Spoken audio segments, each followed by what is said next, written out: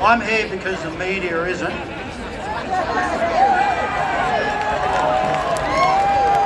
They prostituted themselves out a long time ago to the big pharmaceutical industry and big business. If they were to tell even 1% of the truth on TV, there'd be 100,000 people here, not 10,000.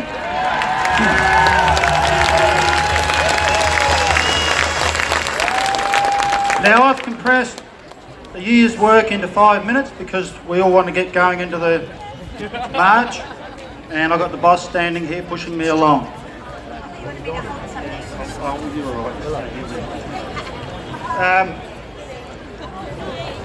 I wrote, under the Freedom of Information Act, I wrote to the South Australian Department of Health asking for evidence for the SARS-CoV-2 virus, which they've mandated and brought in draconian laws because they have evidence of that.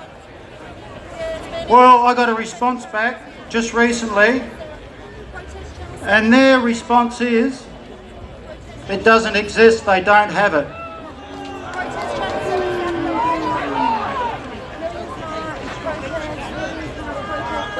Anybody can come here and take a photo of this.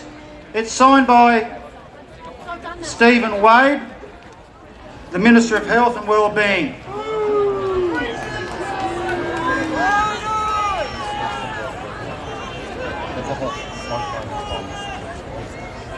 Yep. So, moving on, I also wrote to them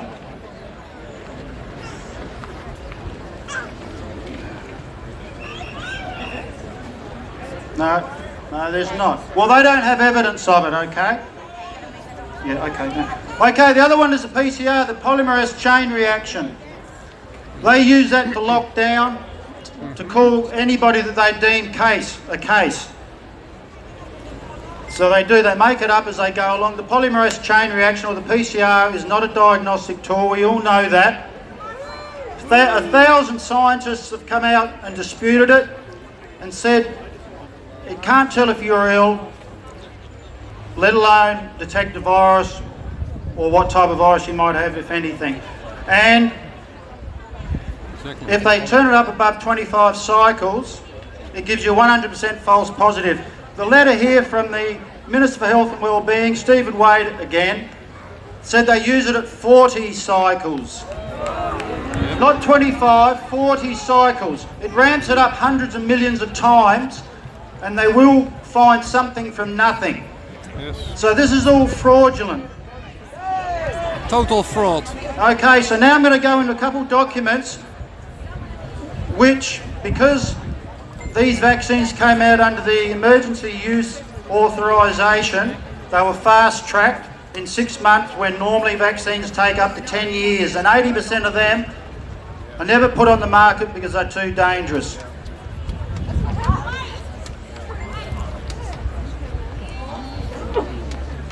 Oh, and by the way, anybody wearing those blue masks from China,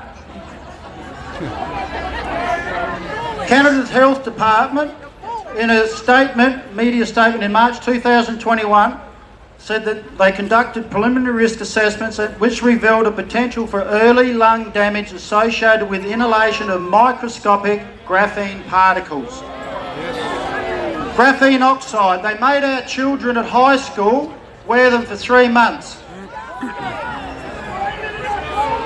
And so I did a bit of a letterbox dropping up the northeast for 2 of those months, accusing the government of a whole range of things which are all scientifically backed, and that's probably why I haven't gone to court or been dragged to court.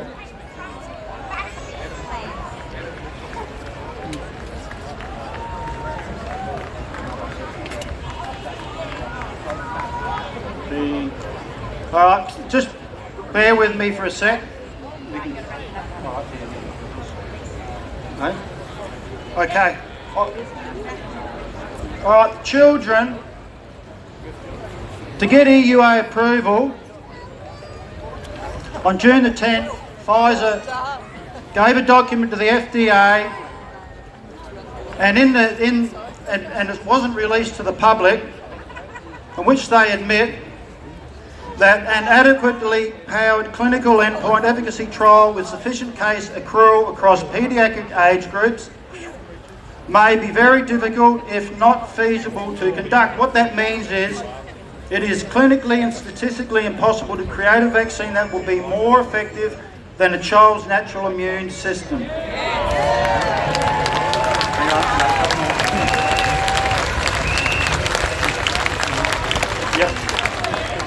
Okay.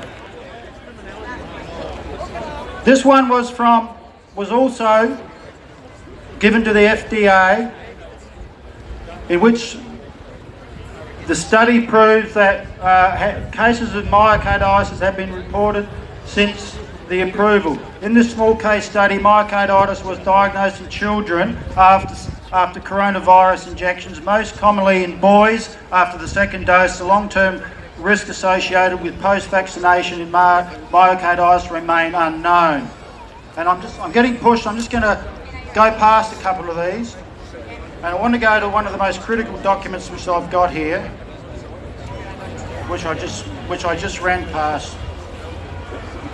Hang on, just bear with me. All right, here it is. This is the Pfizer's package insert. This is the ingredients that they have.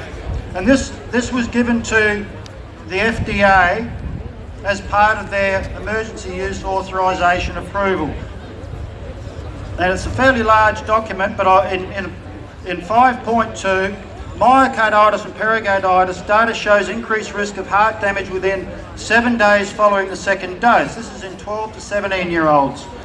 Risk is higher in males over 40 and highest in males 12 to 17. We're seeing thousands. I went to the Ashford Hospital under the pretext of a heart problem this week, and the nurse told me they're seeing large numbers of young boys and men that they're testing. They've never seen it before. And I'm just about to finish up. Lactation. This is from Pfizer's own document. It is not known whether spike protein is excreted in human milk. Data is not available to assess the effects of the vax on the breastfed infant or on milk production excretion. Then we go to section 13.1. Pfizer has not, and just remember, this is going to be injected into the 5 to 11-year-olds in the new year.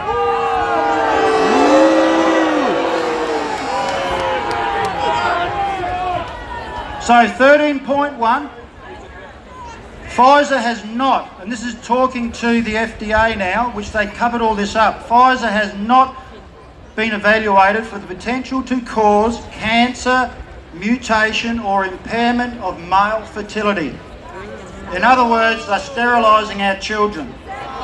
So I want everybody to go up back to their own suburbs, organise yourself into groups, do a one-pager and letterbox drop to all your neighbours, to everybody you can. You've got to organise yourself because there's an election. Do it before the election.